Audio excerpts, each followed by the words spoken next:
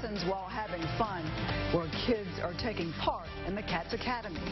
Thanks for beginning your week with us. I'm Gordon Boyd. I'm Natasha Williams. You may have noticed that the Ouachita River seems a little lower lately. The Army Corps of Engineers is doing it deliberately to inspect the Columbia Lock and Dam. NBC 10's Randy Ayala tells us why and how it could affect your boating this summer. Randy, it's our top story at 5.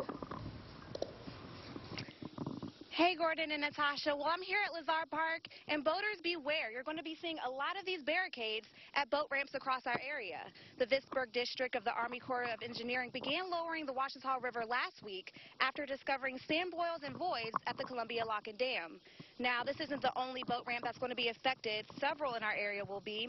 Riverton, Prairie on, Baucomville, Moon Lake, Sterlington, Finch Bayou, and Sinkholes South. Deputy Chief of Operations David Jenkins says his office is working to find the best solution for fixing the lock and dam. One of the things we've been doing is lowering the pool to take as much stress off of the flood wall and the structure as possible until we could make a determination of how severe it is and then come up with some repairs. The Riverton Swim Beach will also close tomorrow at noon. So far, the river has been lowered 2 feet, but Jenkins tells me they're going to have to lower it another foot while they continue working. He also tells me that using the ramps after they've been barricaded could cause some serious damage to your boats. And if you're on the water, watch out for extra debris, and sandbars. Reporting live, Randy Ayala, NBC 10, your local news leader. Thanks a lot, Randy. Lake Providence is set to receive $800,000 in federal funds to pay for dredging. In a written statement, Congressman Ralph Abraham calls the port at Lake Providence, quote, a very important stop for the water commerce. Tons of agricultural products are processed there and shipped down the river and out to a global marketplace. Those things can't happen if ships can't move through a blocked port, and that's why these dredging dollars are so critical, end quote.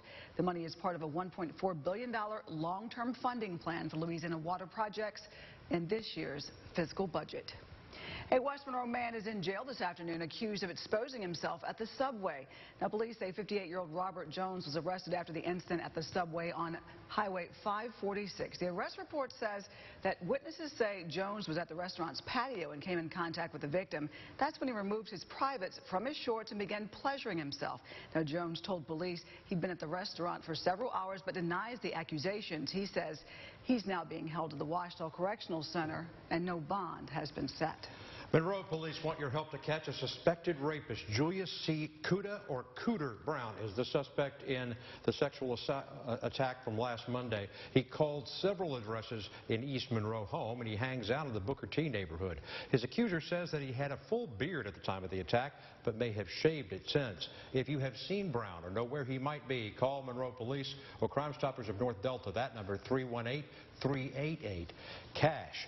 At Lincoln Parish, investigators need your help to find this man, Orlando Cortez Jones, wanted for aggravated burglary, indecent behavior with juveniles, and several other charges. If you don't know where Cortez is, please call the sheriff's office there, 318-251-5111, or Crime Stoppers at 318-255-1111.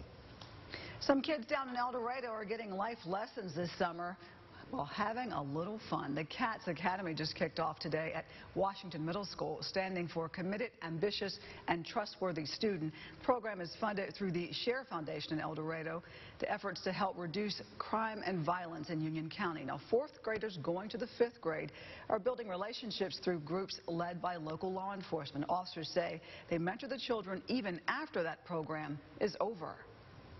One of the ways we can help the community right now, being police officers, is help these younger kids realize the value of law enforcement, realize what our job is, that we care about them, that we love them. We're here to sacrifice ourselves for them. Coming up at 6 o'clock, NBC 10's Sheriff Cobbs talks to students in the academy and one who is now a leader. An old problem has reared its ugly head in Drew County after severe thunderstorms and heavy rain. MonticelloLive.com reports several sinkholes have reappeared in the town cemetery. Mayor David Anderson says that this has been an ongoing problem. The area affected, though, is near the underground drain, not close to any grave sites. Marked with caution tape, Monticello expects repairs to begin later this week. The last phase may be the toughest for that cave rescue in Thailand. We'll go to Washington. 2 to talk about President